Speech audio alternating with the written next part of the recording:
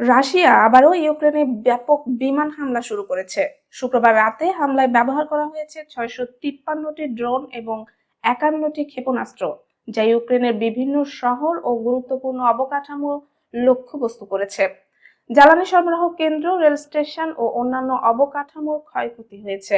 এতে অন্তত 8 জন আহত হয়েছেন। রাজধানী কিয়েভের কাছে ফাস্তিভ শহরের একটি রেল স্টেশন ধ্বংস হয়েছে। জাপোরিজিয়া পারমাণবিক বিদ্যুৎ কেন্দ্রের বিদ্যুৎ সংযোগ সাময়িকভাবে বিচ্ছিন্ন হওয়ায় পারমাণবিক চুল্লিগুলোর নিরাপত্তা নিয়ে নতুন উদ্বেগ তৈরি হয়েছে। আন্তর্জাতিক পরমাণু শক্তি সংস্থা আইআইএ সতর্ক করেছে, বিদ্যুৎ সরবরাহ বন্ধ হলে স্থাপনায় বিপজ্জনক পরিস্থিতি তৈরি হতে পারে। ইউক্রেনীয় সেনারা আকাশ প্রতিরক্ষা ব্যবস্থার মাধ্যমে 585টি ড্রোন ও 30টি ক্ষেপণাস্ত্র ভূপাতিত করতে সক্ষম হয়েছে। তবে যুদ্ধক্ষেত্রে রাশিয়ার অগ্রগতি অব্যাহত রয়েছে।